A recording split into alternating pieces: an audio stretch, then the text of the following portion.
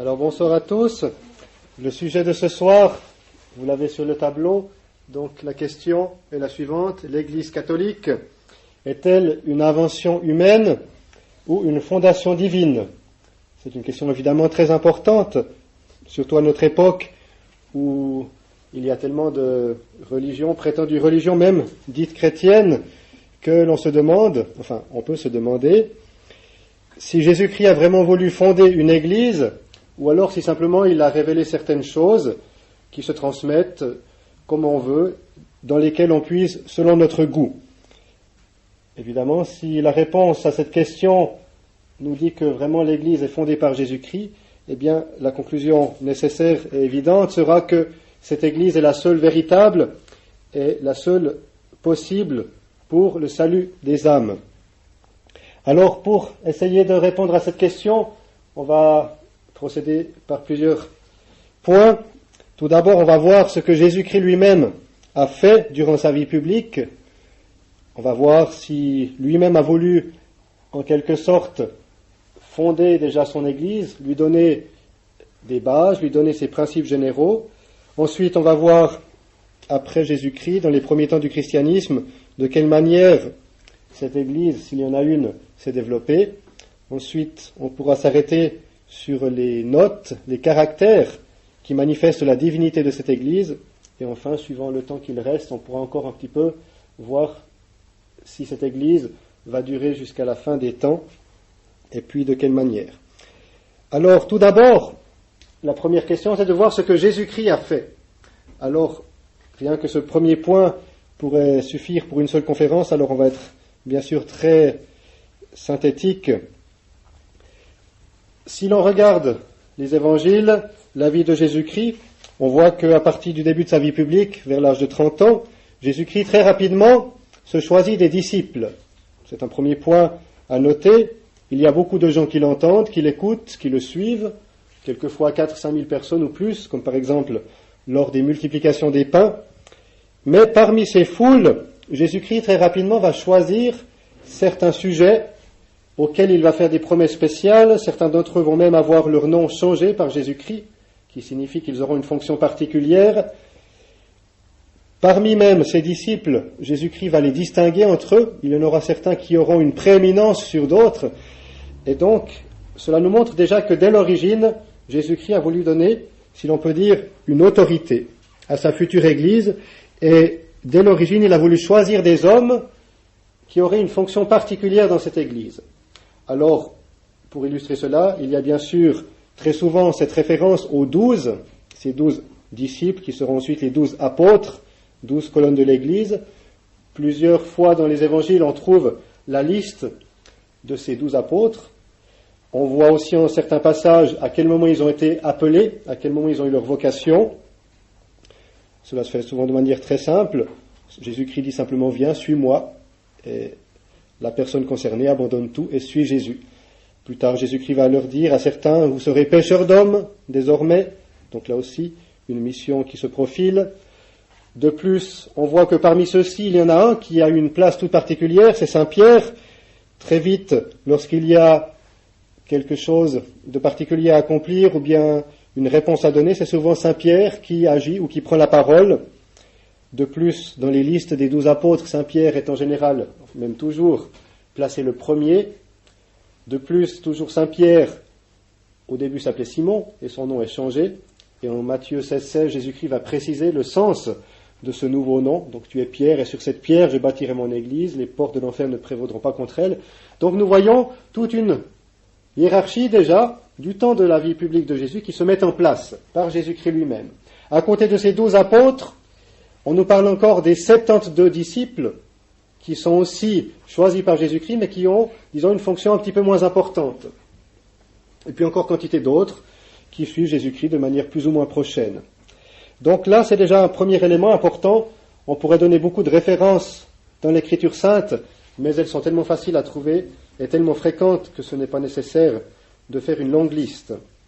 Ce qu'il faut simplement retenir, c'est donc cette volonté qu'a Jésus-Christ de choisir certains hommes auxquels il annonce qu'ils auront à pêcher d'autres hommes, auxquels il annonce bientôt qu'ils devront prêcher, qu'ils devront donner des grâces, qu'ils recevront certains pouvoirs. Par exemple, on les voit déjà du temps de la vie de Jésus chasser les démons, et ainsi de suite. Voilà ce premier élément, donc, Jésus-Christ qui donne les bases de son Église, avec déjà une hiérarchie. Tous ne sont pas égaux. Et ce n'est pas en fonction forcément de leur sainteté ou de leur vertu, mais c'est en fonction de la mission qu'ils auront plus tard. On le voit, Saint Jean, qui était le disciple préféré, n'est pourtant pas choisi comme chef de l'Église. Après la résurrection de Jésus-Christ, il va encore préciser de manière définitive, donc tout particulièrement le pouvoir de Saint Pierre.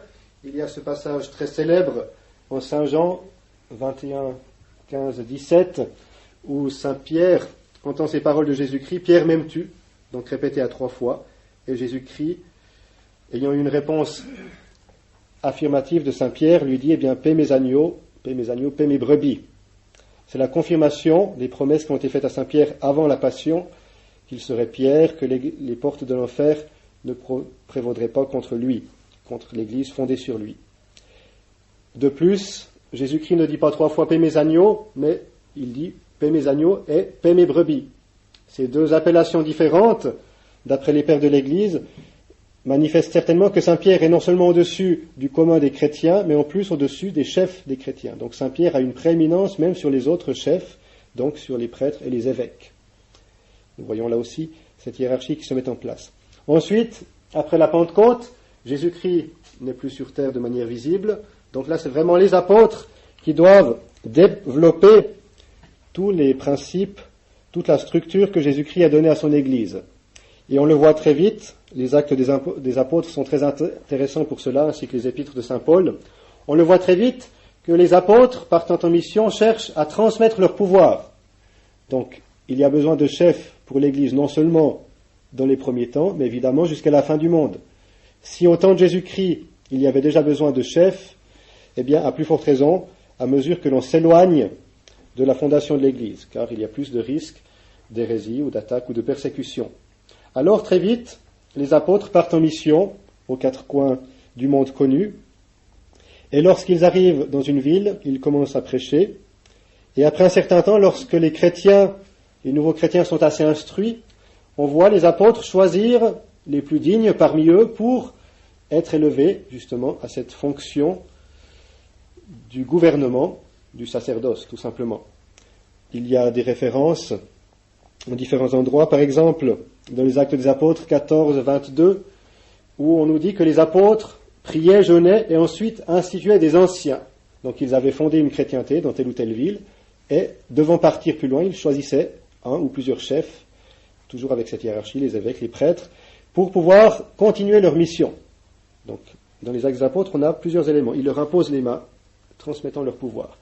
Et par exemple aussi Saint Paul, qui parle à Tite, l'un de ses disciples, c'est Tite 1,5, « Je t'ai laissé en Crète, dit-il, afin que tu institues des églises dans les différentes villes. » Donc là aussi, de manière très précise, Saint Paul a déjà transmis ses pouvoirs, et ensuite, eh bien, il demande même à ses successeurs de eux-mêmes transmettre leur propre pouvoir. Donc nous voyons cette nécessité qu'il y aura d'avoir une hiérarchie dans l'Église.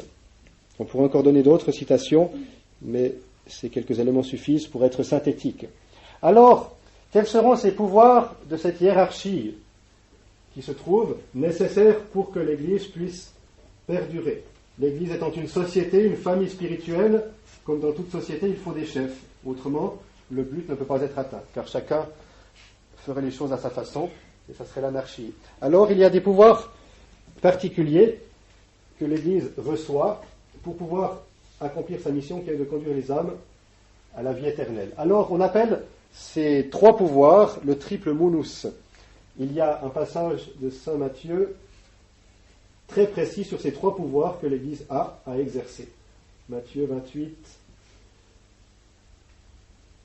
18, 20. C'est les derniers versets de l'évangile de Saint Matthieu, juste avant l'ascension de Jésus. Donc c'est vraiment son testament ultime. Le premier pouvoir, eh bien, est manifesté par ces paroles. Donc Jésus-Christ dit à ses apôtres, juste avant l'ascension, « Tout pouvoir m'a été donné au ciel et sur la terre. » Et ensuite, que doivent-ils faire? Eh bien, allez enseigner toutes les nations. premier pouvoir, on appelle ça le munus docendi en latin, c'est le pouvoir d'enseignement, aller enseigner toutes les nations. Donc on nous parle déjà d'une prédication nécessaire, prédication orale.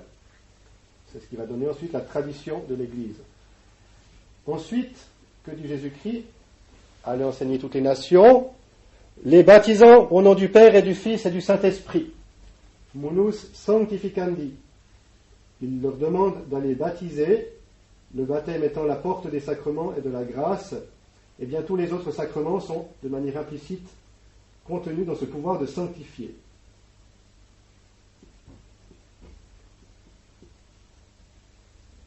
Donc non seulement les apôtres doivent enseigner, mais en plus ils ont des moyens surnaturels pour pouvoir mettre en pratique l'enseignement reçu et avoir la force d'être fidèles au commandement de Dieu. Et ensuite, que dit Jésus-Christ?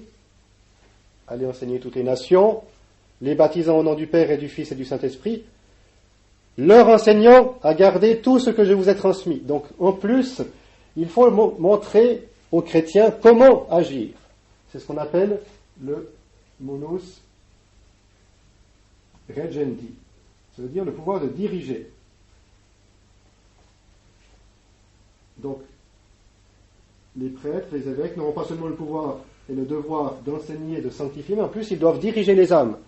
Donc cela se fait par différentes lois qui vont faciliter la vie chrétienne. Par exemple, l'abstinence du vendredi, ne pas manger de viande le vendredi, c'est une loi ecclésiastique. Ce n'est pas Jésus-Christ lui-même qui a institué cette loi. C'est l'Église qui a institué cette loi. Alors pourquoi une telle loi? C'est un exemple. Eh bien, c'est pour nous aider à mettre en pratique un commandement que Jésus-Christ avait donné, mais d'une manière générale.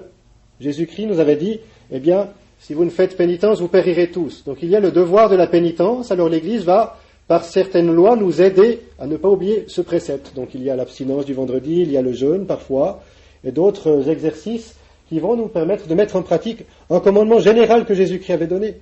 Donc si l'Église fait des lois, ce n'est pas pour compliquer la vie, c'est pour nous aider à ne pas oublier certains préceptes divins.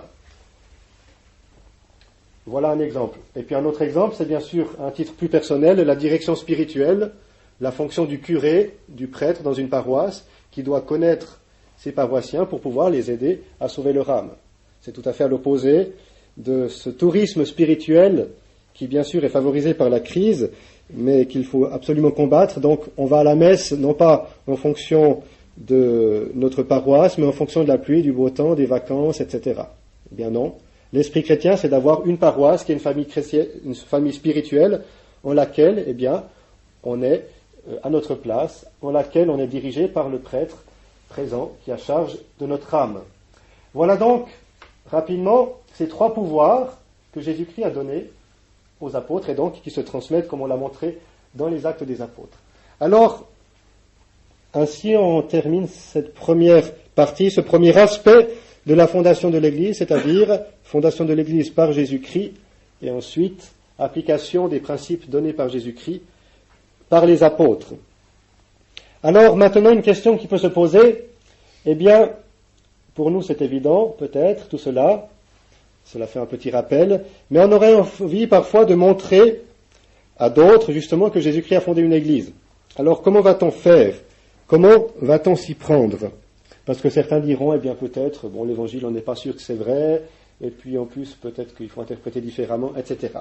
Alors, pour répondre à cette question, je vais tout d'abord vous lire un très beau passage tiré de Saint Jean Chrysostome, docteur de l'Église en Orient, donc mort en 407, un des grands docteurs de l'Église d'Orient, qui a un petit traité intitulé « La divinité de Jésus-Christ prouvée contre les Juifs et les gentils ».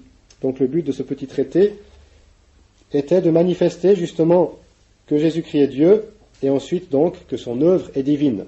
Cela rejoint à ce titre notre question, l'Église est-elle une fondation divine? Alors, il va nous montrer un petit peu comment procéder pour manifester cette divinité de Jésus-Christ et de l'Église. Voilà donc un extrait. C'est avec les gentils, donc avec les païens, que j'engage d'abord le combat. Je suppose donc qu'un païen me dise « Où sont les preuves de la divinité de Jésus-Christ ?» Car voilà ce qu'il faut établir d'abord, et ce point établi, tout le reste en découle. Ni le ciel, ni le reste de la création ne pourront me servir à prouver cette vérité. En effet, j'aurais beau alléguer à mon adversaire païen que Jésus-Christ a créé le ciel et la terre et la mer, il ne l'admettra pas. Lui dirai-je que Jésus-Christ a ressuscité les morts, guéri les aveugles, chassé les démons, il n'y croira pas davantage.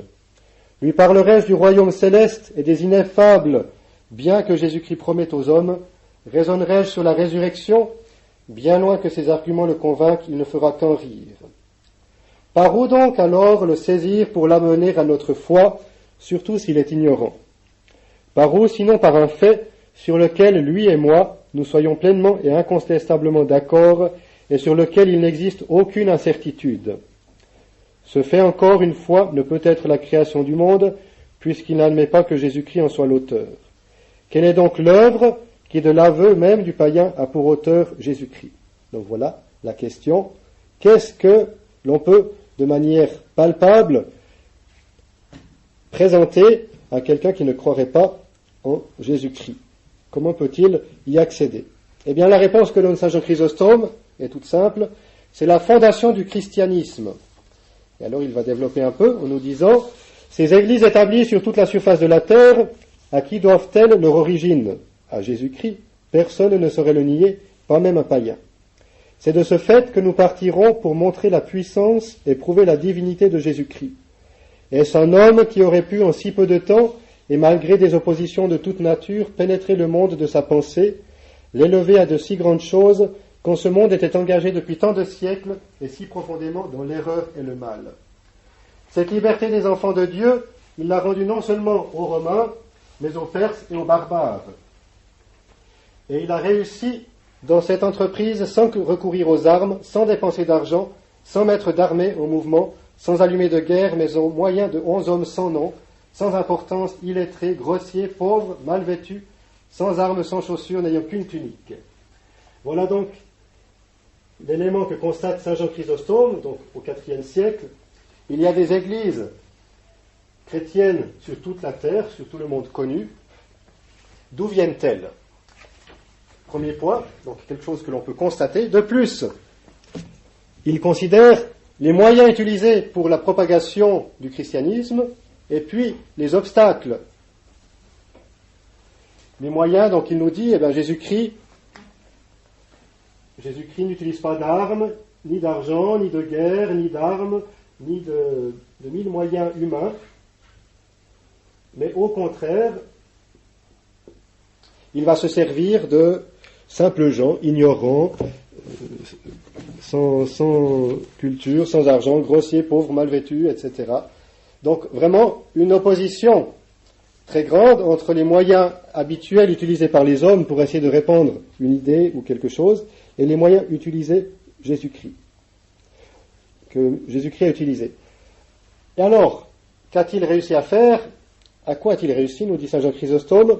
Eh bien, à persuader aux hommes de tant de nations d'appliquer leur esprit, non seulement aux choses présentes, mais encore aux choses futures, de déchirer les lois paternelles, donc des lois très anciennes que l'on trouvait dans l'Empire romain, d'extirper des coutumes très anciennes et très profondément enracinées, d'en implanter d'autres à leur place, de quitter un genre de vie commode pour embrasser les sévérités, les austérités de la loi évangélique. Voilà à quoi il a réussi, et cela pendant que de toutes parts on se déchaînait contre lui, et après avoir enduré le supplice infâme de la croix et une mort ignominieuse, personne n'osera le nier, les Juifs ont crucifié Jésus-Christ, ils ont fait ce qu'ils ont pu pour arrêter son œuvre, et cependant l'évangile s'est répandu sur toute la terre. Il grandit chaque jour, et chose prodigieuse, ce n'est pas seulement ici qu'il fleurit, mais jusque dans la Perse qui donne présentement à l'Église des essaims de martyrs. Ces peuples que la prédication évangélique a trouvés plus féroces que des loups, il les a rendus plus doux que des agneaux. Et maintenant, ces barbares méditent sur l'immortalité de l'âme, sur la résurrection et sur les biens ineffables dont nous avons reçu l'espérance. Voilà, donc, après les moyens utilisés, non seulement les moyens sont infimes, ensuite il y a de très grands obstacles, donc les persécutions en particulier qui séviront pendant les 3 premiers siècles du christianisme. En plus, comme obstacle interne à la doctrine prêchée, c'est l'exigence de la doctrine qui est bien sûr au-dessus de tout ce que les religions de l'époque et de plus tard peuvent demander. Et enfin, eh bien, les fruits de cette prédication, Saint Jean Chrysostome nous dit encore, ce n'est pas seulement dans les villes que ces succès ont été obtenus, mais jusque dans le désert, dans les villages, et dans les champs, et dans les îles, et dans les ports, et dans les arsenaux maritimes. Non seulement les pauvres, mais les grands, et ceux mêmes qui portent des couronnes sont les sujets très fidèles du crucifié. Voilà. Donc, les fruits, eh bien, cela touche tout le monde et partout. Donc, déjà là, on va pouvoir percevoir un peu cette action divine dans la propagation admirable de l'Église, en regardant justement l'opposition entre la faiblesse des moyens et les obstacles à surmonter, l'opposition entre l'exigence de la doctrine chrétienne, qui demande de combattre les passions désordonnées, qui demande le renoncement au monde, la mortification, la chasteté, l'obéissance, la pauvreté, la patience, l'humilité, toutes ces vertus contraires à ce que les hommes recherchent en général. Et les fruits, donc, partout, et toutes sortes de gens répondent à cet appel. Après, Saint Jean Chrysostome, là je ne m'y arrête pas, fait de très beaux développements sur les prophéties de l'Ancien Testament qui annonçaient justement ce Messie qui allait être si puissant par des moyens justement si infimes. Donc là, tout le traité serait à lire, mais ce n'est pas notre sujet ce soir. Alors, pour illustrer un petit peu cette propagation extraordinaire de l'Église, juste quelques chiffres très rapidement. Eh bien, à la mort de Jésus-Christ, donc extérieurement, on a l'impression évidemment que l'Église a disparu. Les quelques disciples qui l'avaient suivi encore ces derniers jours, eh bien, l'abandonnent. Et ils se retrouvent enfermés dans une pièce, dans une maison à Jérusalem, remplie de crainte, de tristesse, de désespoir. Donc vraiment, humainement parlant, c'est fini. 50 jours plus tard, la Pentecôte, eh bien, voilà là un début miraculeux, une renaissance miraculeuse de l'Église, si on peut dire, 3-4 000 conversions en une journée, grâce à la prédication de Saint Pierre, tout le monde l'entend parler en langue.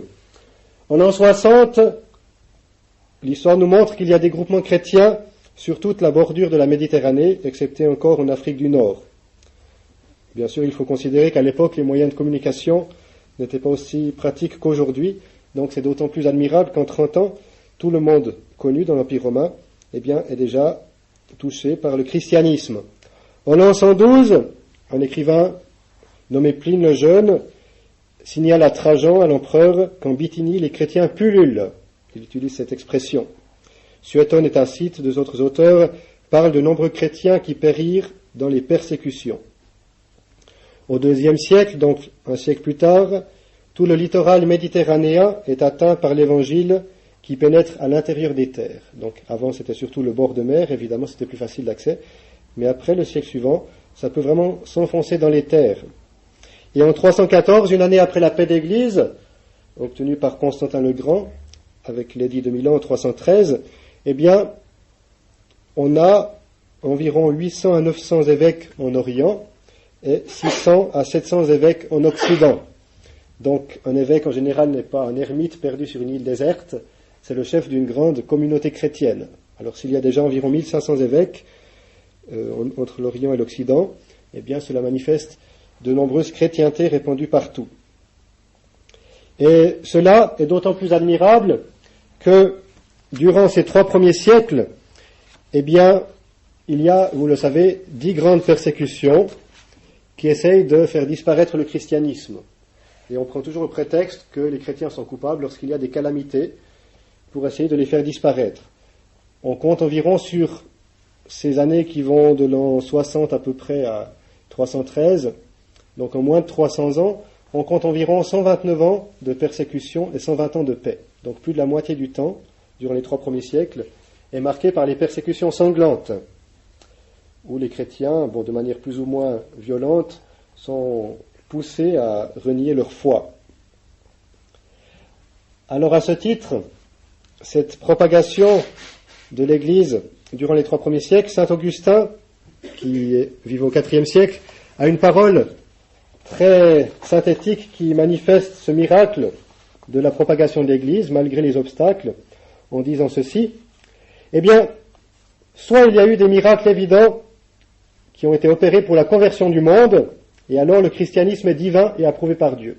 Donc première possibilité pour un tel résultat, soit il y a eu d'immenses miracles évidents pour tous, et cela a permis d'avoir cette conversion du monde. Soit alors, il n'y a pas eu de miracle, et la conversion du monde est alors le plus grand des miracles, parce que contraire aux lois de l'ordre moral. Donc de toute façon, qu'il y ait eu des grands miracles ou qu'il n'y en ait pas eu, la conversion du monde est le plus grand des miracles.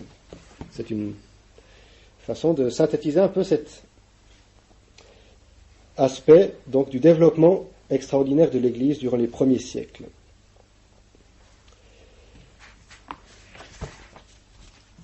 Alors, pour illustrer encore un peu cela, un nouvel extrait de Saint Jean Chrysostome qui montre encore justement cette divinité qui transparaît à travers la propagation de l'Église. Saint Jean Chrysostome qui nous dit « Un tel résultat n'a rien d'humain, tant que vivent les grands hommes, leurs affaires prospèrent, viennent-ils à mourir, tout s'évanouit avec eux. Ce spectacle, le riche, le prince, l'empereur même nous le donne à leur mort. Alors leurs lois sont abrogées, leurs images voilées, leur mémoire éteinte, leurs noms livrés à l'oubli, leurs clients méprisés. Tout à l'heure, ils étaient à la tête des armées, peuple, ville, institution, ils pouvaient tout changer d'un signe. Ils étaient maîtres d'ôter la vie, libres de la rendre aux condamnés, marchant déjà au supplice. Et de toute cette grandeur, il ne reste plus rien. » Donc Saint Jean Chrysostome observe ce qui se passe pour les grands hommes du monde. Eh bien, durant leur vie, ils arrivent à avoir une très grande puissance, tout est à leur service, ils font ce qu'ils veulent. Mais une fois qu'ils disparaissent, eh bien, on se partage leurs dépouilles et on les a très vite oubliés. Et par contre, que se passe-t-il pour Jésus-Christ ? Eh bien, pour Jésus-Christ, cet ordre est renversé. Avant le supplice de la croix, il ne lui arrive rien que de triste. Judas le trahit, Pierre le renie et les autres prennent la fuite. Restés seuls, ses ennemis le lient et un grand nombre de ceux qui avaient cru en lui se retirent. Mais la victime a été immolée, alors pour qu'il soit bien évident que ce crucifié n'était pas un pur homme, son œuvre prend une face infiniment meilleure, elle fleurit et grandit à la manière la plus étonnante et la plus glorieuse. Avant le supplice de la croix, le chef du cœur apostolique succombe à la menace d'une portière, et après une si longue initiation, déclare qu'il ne connaît pas son maître. Après le supplice de la croix, il parcourt le monde entier, et dès lors des foules innombrables de martyrs se laissent égorger, aimant mieux mourir que de répéter la parole arrachée par la peur au prince des apôtres et par la menace d'une portière. Dès lors, dans toutes les contrées, dans toutes les villes, dans la solitude, dans les lieux habités et déserts, nous proclamons le crucifié. Sur toute cette vaste étendue de terre visitée par le soleil, rois, généraux, princes, consuls, hommes libres et esclaves, ignorants et sages, insensés, barbares, tous invoquent le nom de Jésus-Christ et l'adorent. Voilà donc le contraste entre les grands de ce monde et Jésus-Christ. Et Saint Jean Chrysostome montre que cela se réalise ensuite dans ses disciples. On aurait pu penser, une fois que Jésus-Christ est glorifié, eh bien, ses disciples devraient tous être glorifiés. Eh bien non. Chose incroyable, ce qui était arrivé au Maître s'est reproduit pour les disciples vivants. Ils ont été emmenés de force, donnés en spectacle, méprisés, enchaînés, assujettis à 1000 maux. Morts, ils ont été comblés de plus d'honneur que les empereurs mêmes. Comment cela ? Le voici. Dans la ville impériale, à Rome, les tombeaux du pêcheur, donc de Saint-Pierre, et du fabricant de tentes, de Saint-Paul, attirent plus que tout autre monument et les empereurs et les conciles et les généraux. À Constantinople, ceux qui portent la couronne s'estiment heureux d'avoir leur sépulture, non auprès des apôtres, mais en dehors et sur le seuil de la basilique. Ainsi, les empereurs sont désormais les portiers des pécheurs, et à leurs yeux, aux yeux même de leurs descendants, ce n'est pas une honte, mais un honneur pour leurs cendres. Voilà, donc, ce qui illustre un peu cette gloire de la divinité de l'Église, avec des contrastes vraiment inexplicables de manière humaine, ou du moins difficilement explicables de manière humaine. Voilà donc cette deuxième partie qui s'achève, donc le développement de l'Église qui manifeste l'action de Dieu à travers elle. Alors maintenant, à notre époque et en tout temps, est-ce que l'Église fondée par Jésus-Christ a des caractères particuliers qui permettent de la discerner de manière infaillible par rapport aux fausses religions ? Alors c'est un point important qui est un rappel de catéchisme, mais qui est très beau à considérer. c'est ce que l'on appelle les notes de l'Église. Alors on le chante dans le credo tous les dimanches, on les connaît tous par cœur, mais on oublie peut-être parfois la portée de ces 4 notes. Donc la tradition nous enseigne, et en particulier le credo, donc qui est très ancien, que l'Église a des signes qui permettent de la distinguer des autres religions. Alors, par exemple, le Concile Vatican Ier, qui s'est tenu à Rome en 1870, nous dit ceci: eh bien, parce que sans la foi, il est impossible de plaire à Dieu et d'arriver à partager la condition de ses fils, personne jamais ne se trouve justifié sans elle, et personne, à moins qu'il n'ait persévéré en elle jusqu'à la fin, n'obtiendra la vie éternelle. Mais pour que nous puissions satisfaire au devoir d'embrasser la vraie foi et de persévérer constamment en elle, Dieu, par son Fils unique, a institué l'Église et l'a pourvue de marques évidentes de son institution, afin qu'elle puisse être reconnue par tous comme la gardienne et la maîtresse de la parole révélée. Il est nécessaire que l'Église puisse être reconnue sans erreur, justement parce que sans elle, on n'a pas la foi, et que sans la foi, on ne peut pas être sauvé. Donc Jésus-Christ ne nous demande pas l'impossible, il nous donne des moyens de découvrir l'Église. Alors, c'est à l'Église catholique seule que se réfèrent tous ces signes si nombreux et si admirables disposés par Dieu pour faire apparaître avec évidence la crédibilité de la foi chrétienne. Bien plus, l'Église, à cause de son admirable propagation, dont on a parlé, de son éminente sainteté et de son inépuisable fécondité en tout bien, à cause aussi de son unité catholique et de son invincible fermeté, est par elle-même un grand et perpétuel motif de crédibilité et un témoignage irréfutable de sa mission divine. Donc il y a des notes internes, intrinsèques à l'Église, ce sont ces 4 notes, et encore des manifestations extérieures dont on a parlé juste avant. Alors la première note, c'est l'unité, et unam ecclesiam. Alors que signifie l'unité et comment se réalise-t-elle? Eh bien l'unité de l'Église est bien sûr fondamentalement une unité de foi et de culte. Il y a en Saint Paul aux Éphésiens 4:5 cette parole una fides unum baptismum unus dominus, une seule foi, un seul baptême, un seul Seigneur. Cela manifeste les 3 éléments de l'unité. Donc la foi, qui est vraiment fondamentale. Ensuite, baptismum, à nouveau, le baptême signifie la grâce, donc le culte, les sacrements, culte public. Et puis, autorité, unus dominus, un seul Seigneur qui se prolonge par ses successeurs. Alors, un des problèmes de notre époque, c'est évidemment qu'il y a la crainte d'être coupé de l'unité de l'Église. C'est la grande menace qui plane toujours sur ceux qui veulent être fidèles à la foi. Alors, qu'est-ce qui prime? Vaut-il mieux être avec une autorité, même si la foi est en danger, ou alors est-ce qu'il vaut mieux d'abord garder la foi, malgré une autorité qui défaille? Eh bien, c'est évident, la foi est une vertu théologale, elle a donc la priorité sur les vertus morales, dont fait partie par exemple l'obéissance. Donc si l'autorité, au nom de l'obéissance, nous demande quelque chose qui met en danger une vertu supérieure, comme la foi, eh bien, il ne faut pas la suivre parce que l'autorité n'accomplit pas sa tâche, c'est tout simple. Mais malheureusement, beaucoup ne le comprennent pas.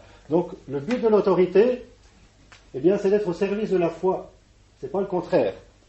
Alors, tant que l'autorité favorise la vraie foi, eh bien, il est normal et nécessaire de lui obéir. Si elle ne fait plus cela, eh bien, elle n'exerce plus sa fonction et donc, il n'y a plus de devoir d'obéissance. Le culte, quelle est sa place? Eh bien, le culte aura pour mission, justement, aussi ce lien avec la foi. Il y a cet adage célèbre, lex orandi, lex credendi. La loi de la prière, c'est la loi de la foi. On va prier comme on croit. Si on change la liturgie, eh bien, il y a un risque que l'on croit autre chose après. Et c'est ce qui se passe aujourd'hui. Donc là aussi, le fait d'être attaché à un culte unique, c'est pour la préservation de la foi. Donc tout est, disons, orienté à la transmission de la foi.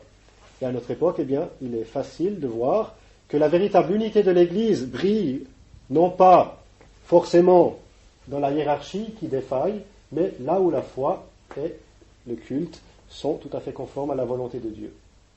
Alors ça ne veut pas dire que l'autorité forcément n'existe plus, mais il y a des circonstances où elle détourne de la foi, donc dans ces cas-là, eh bien, il ne faut plus la suivre.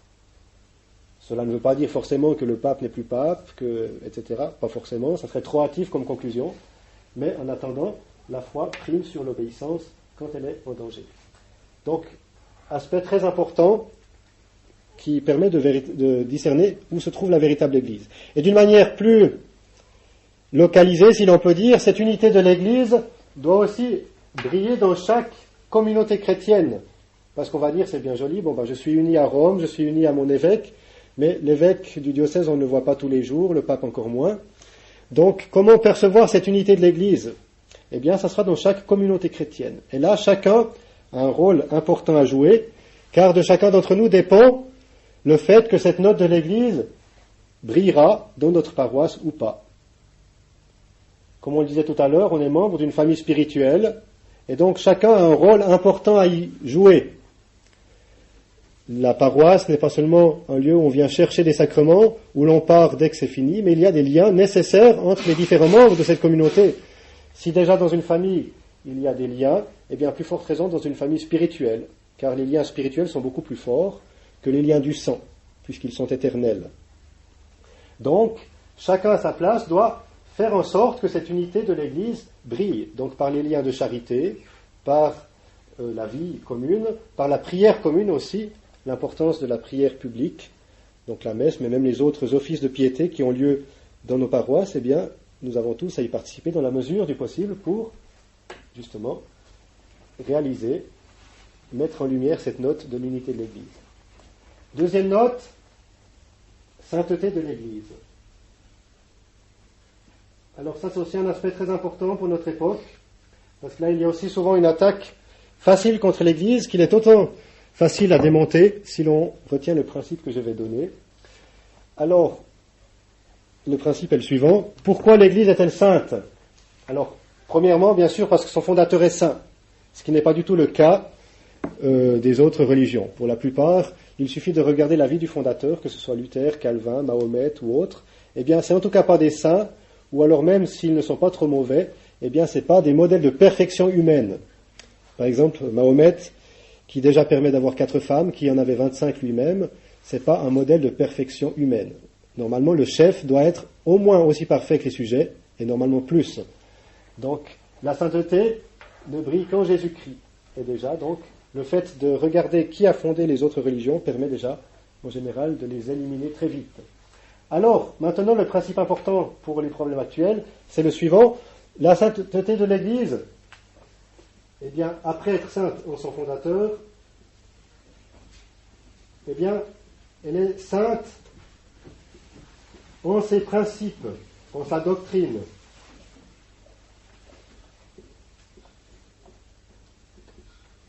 Et enfin seulement, elle est sainte en ses membres. Ça, c'est très important, ces deux aspects de la sainteté de l'Église, parce que vous avez tous entendu, plus d'une fois, eh bien, l'Église est mauvaise, l'Église n'est pas bonne, l'Église n'est pas sainte parce qu'il y a eu les croisades, parce qu'il y a eu des massacres dans tel endroit, parce qu'il y a eu ci, parce qu'il y a eu ça. Alors, c'est inverser ces deux principes, et c'est les confondre. La sainteté de l'Église se trouve en ses principes toujours et partout. Ces principes sont divins, il n'y a aucune erreur en les principes de l'Église. Par contre, elle est sainte en ses membres à divers degrés. Et puis elle n'est pas sainte en tous ses membres, car là, il y a la liberté humaine qui demeure. Quelqu'un qui est baptisé devient membre de l'Église, mais il n'est pas saint tout de suite du premier coup. Quelqu'un qui fait un péché mortel, il perd la grâce de Dieu, mais il reste membre de l'Église, tant que ce péché n'est pas contraire à la foi. Donc, il peut y avoir des membres qui sont de grands pécheurs, mais cela ne nuit pas à la sainteté de l'Église. Car la sainteté de l'Église est principalement en ses principes. Ça veut dire que si tous ses membres mettent en pratique parfaitement ces principes, ils seront tous saints. Mais ce n'est pas l'inverse. Donc, lorsque l'on dit, eh bien, l'Église a fait ci, a fait ça, eh bien, il ne faut pas dire l'Église a fait ci. Il faut dire si tel membre de l'Église avait mis en pratique les principes de l'Église, eh bien, il n'y aurait pas eu ci, il n'y aurait pas eu ça. Voilà. Et l'objection est résolue même si on ne connaît pas les événements particuliers. Il suffit de connaître la foi. On nous dit, voilà, en allant en croisade, ils ont tué beaucoup de monde sur leur chemin sans raison. Alors, que dit les principes de l'Église? Eh bien, tu ne tueras pas. Sauf, la légitime défense, etc. Voilà, tu ne tueras pas. Bon. Est-ce qu'ils ont mis en pratique ces principes? Non. Donc, il ne faut pas accuser l'Église. Ensuite, ils ont volé beaucoup de choses, ils ont fait des cambriolages, ils ont pillé tout sur leur chemin. Que dit l'Église? Tu ne voleras pas. Est-ce qu'ils ont mis ça en pratique, les membres dont vous parlez? Non. Donc, eh bien, c'est leur faute, etc. Je caricature un peu, je synthétise pour illustrer la chose, mais c'est très important. Parce que souvent, on peut être pris au piège, et puis on ne sait pas quoi répondre. Eh bien non, il ne faut pas mettre sur le dos de l'Église les actions de ses membres qui ne correspondent pas à ses principes. Encore une fois, si un membre de l'Église met en pratique tous les principes que l'Église lui donne, donc les commandements de Dieu, les commandements d'Église, les vertus, etc., les sacrements, les grâces, eh bien, il atteindra la sainteté. Et on ne pourra rien trouver de reprochable en sa conduite. Voilà, donc un élément très important aujourd'hui à retenir. Et là aussi, la sainteté doit briller, eh bien, par nous. Parce que si les gens veulent pouvoir toucher cette sainteté du doigt, eh bien, il faut qu'ils puissent la voir briller en nous. On a aussi une responsabilité très grande à ce titre, à notre époque. Parce que justement, il y a tellement de scandales dans l'Église que si aussi dans nos paroisses, dans nos familles, eh bien, il n'y a pas la sainteté, eh bien, il manque une des 4 notes et l'Église disparaît. Voilà. Bon, l'Église durera jusqu'à la fin des temps, mais nous avons tous notre place à jouer. Unité, sainteté, catholicité. Alors, catholique vient du grec, veut simplement dire universel, donc ça veut dire que l'Église a été fondée par Jésus-Christ pour tous les hommes de tous les temps, de tous les lieux. Donc c'est contraire à l'œcuménisme qui dit qu'il faut respecter les croyances de chacun, etc. Donc là aussi, la catholicité, tous les hommes de tous les temps, de tous les lieux. Jésus-Christ a dit aller enseigner toutes les nations. Il n'y a pas d'exception. Voilà, je ne m'étends pas là-dessus. Et enfin, apostolicité.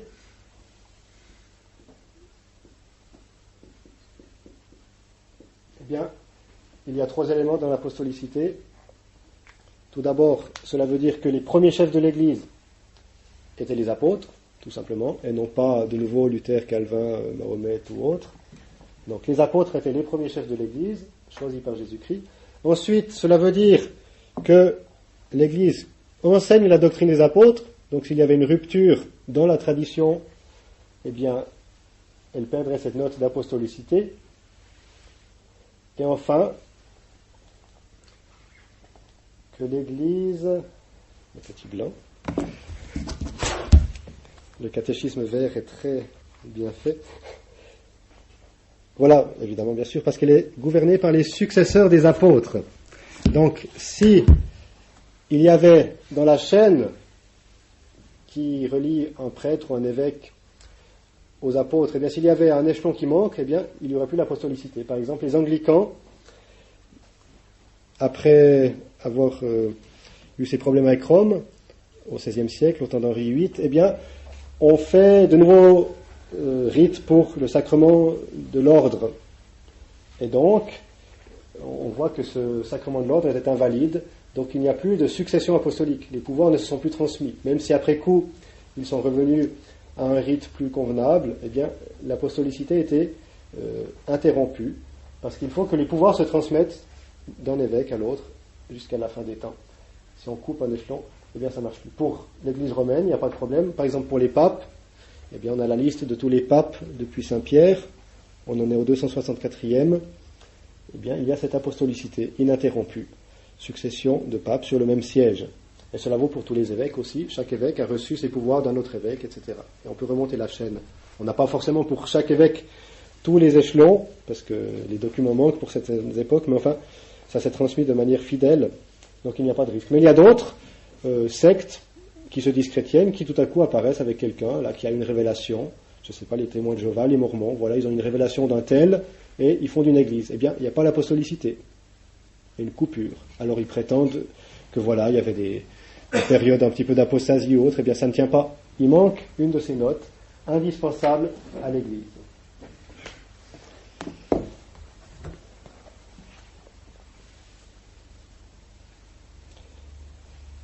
le Père Emmanuel, dans ce très beau livre sur la Sainte Église, nous résume cette nécessité de la mission, donc de cette succession apostolique, par ces mots. L'hérésie est nouvelle, on voit le point où elle commence. C'est une œuvre humaine, elle est marquée d'un nom d'homme dont elle ne peut se débarrasser. Arianisme, nestorianisme, luthéranisme, elle débute par une scission, par une rupture. Dès lors, elle est jugée avant que d'être entendue, il lui manque la mission.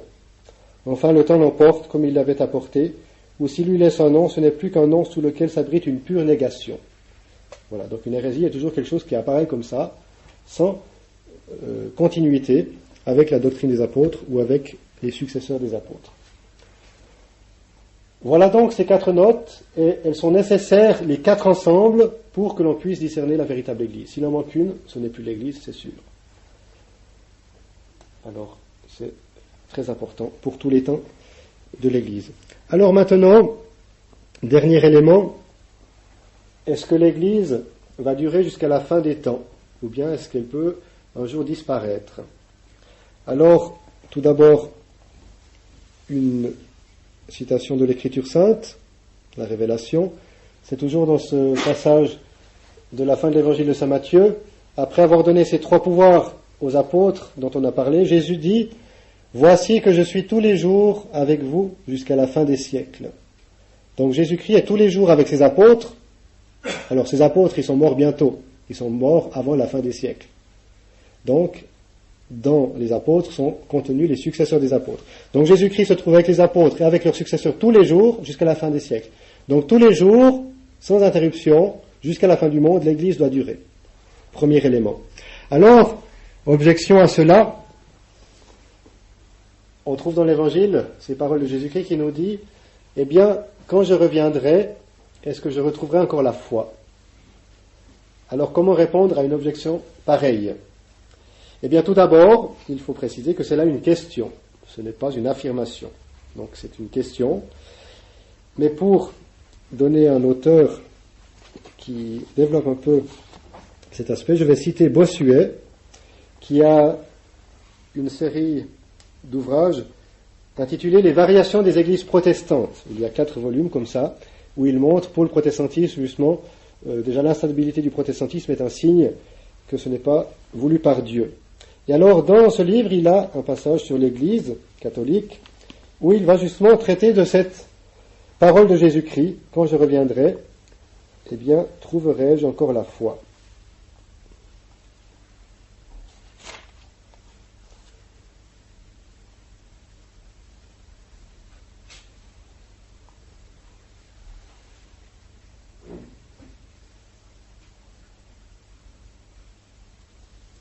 Alors, si on voulait répondre de manière affirmative que la foi n'existerait plus, eh bien, Bossuet nous dit, eh bien, prouvez du moins qu'il y a un mot dans l'Évangile qui marque l'extinction de la saine doctrine et la victoire de l'erreur. Donc, est-ce qu'il y a dans l'Écriture sainte, dans la Révélation, quelque chose qui montre qu'à un moment, eh bien, la saine doctrine disparaîtrait?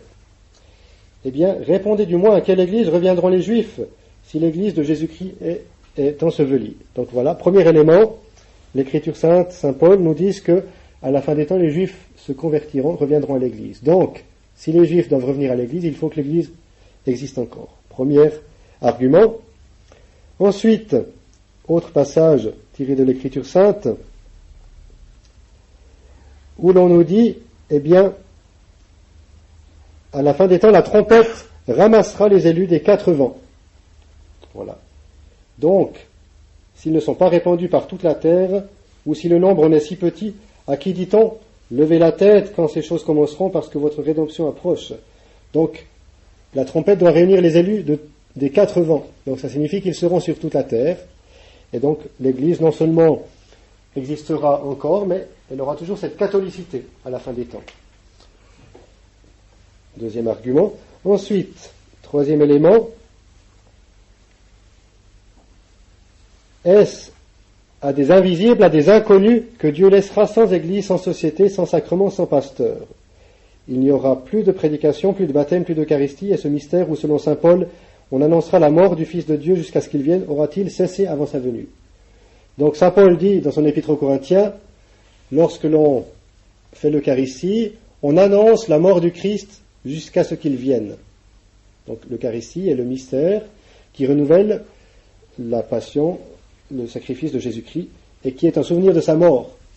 Donc, si on doit annoncer sa mort jusqu'à ce qu'il vienne par l'Eucharistie, il faudra que la messe soit célébrée aussi jusqu'à la fin du monde. Donc là aussi, cela nous manifeste que l'Église gardera son culte jusqu'à la fin du monde. Bon, ça peut être de manière cachée, dans des catacombes ou autres, sous la persécution, mais en effet, en tout cas, l'Eucharistie, la messe, d'après cet élément, eh bien, semble-t-il, sera célébrée jusqu'à la fin du monde. Donc l'Église garde sa catholicité, son unité de foi, de culte, l'apostolicité évidemment, et puis la sainteté, ces principes ne changent pas, donc ils restent aussi. Encore un élément que rapporte Bossuet: où l'Antéchrist trouvera-t-il ceux qu'il tâchera de séduire et qu'il persécutera par toute la terre à toute outrance, si l'on ne sait où ils sont? Ne pourra-t-on plus pratiquer ce commandement de Jésus-Christ? Dites-le à l'Église. Voilà, donc l'Antéchrist doit venir pour séduire les bons. Eh bien, s'il y a encore des bons, c'est que l'Église existe encore. De plus, Jésus-Christ nous dit que s'il y a un problème, il faut recourir à l'Église. Donc là aussi, s'il nous donne un commandement, il faut pouvoir le mettre en pratique. Et ainsi de suite. Voilà, donc Saint Paul, l'Écriture sainte, les pères de l'Église nous manifestent que l'Église aura toujours des saints, parce que toujours et partout on y prêchera la doctrine sainte. La marque pour connaître cette Église, c'est la succession des pasteurs sans interruption en remontant jusqu'aux apôtres. Les vices y abonderont comme Jésus-Christ l'a prédit, et quoi que vous puissiez dire, la merveille sera toujours qu'ils ne la pourront éteindre ni cacher, puisque toujours elle enseignera et que Jésus-Christ sera toujours avec elle. Donc, les portes de l'enfer ne prévaudront pas contre l'Église.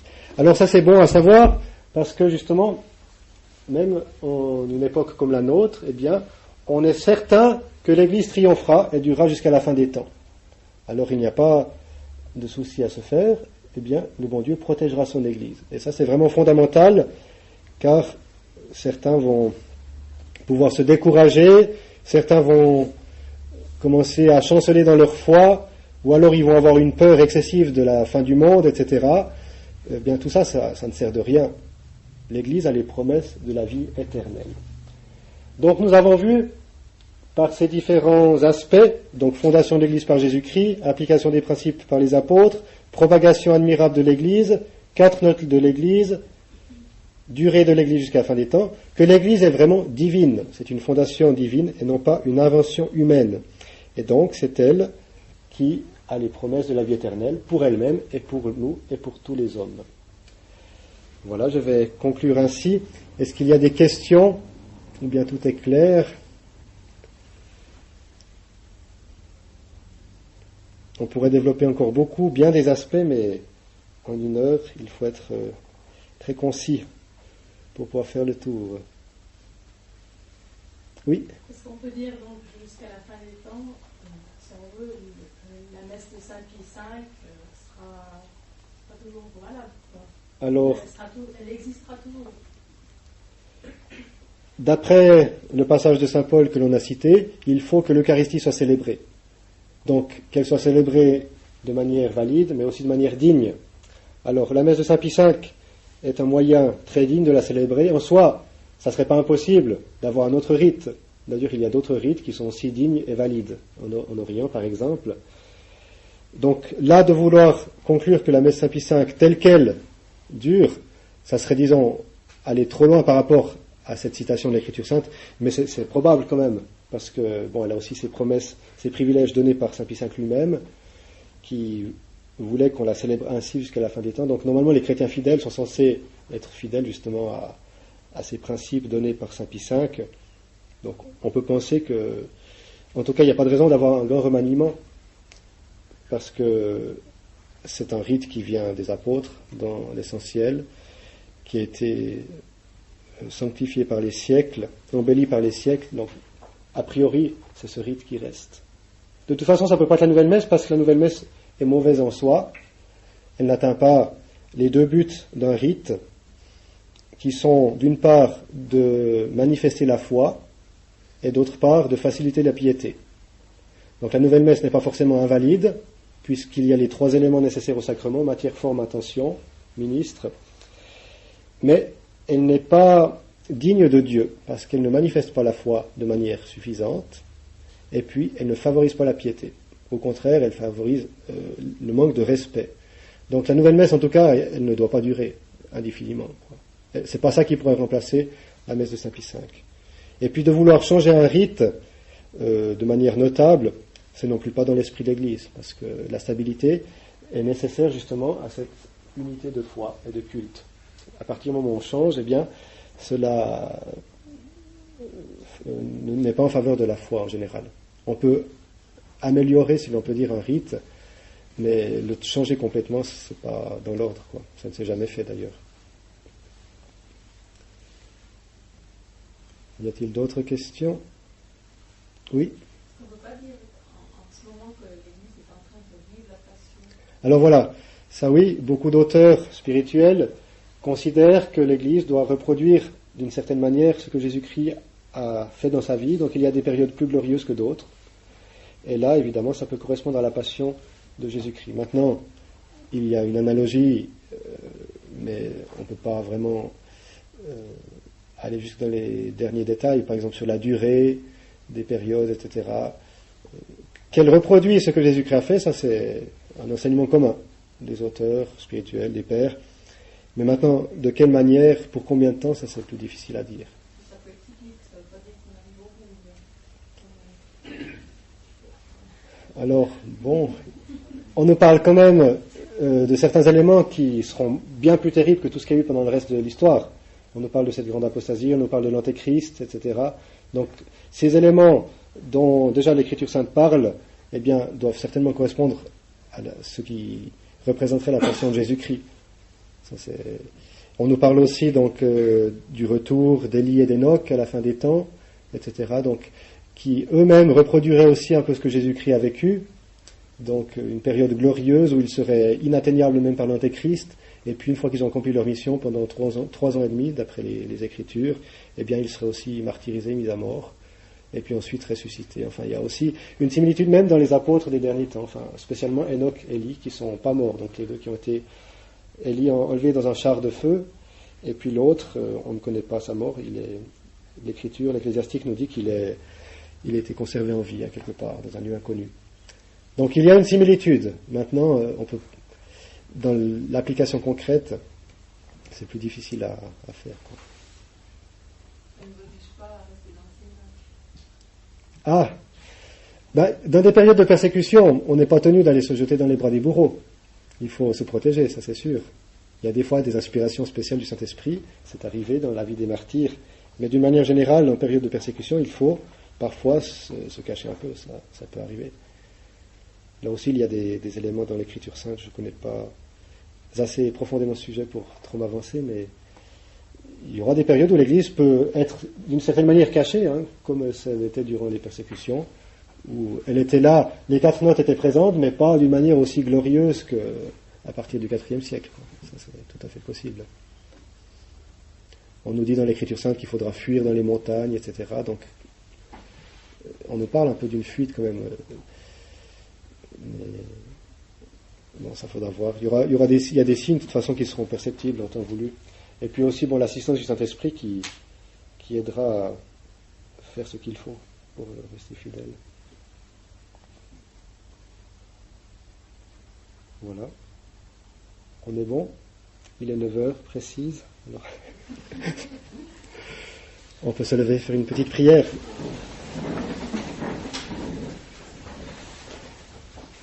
Au nom du Père et du Fils et du Saint-Esprit, ainsi soit-il.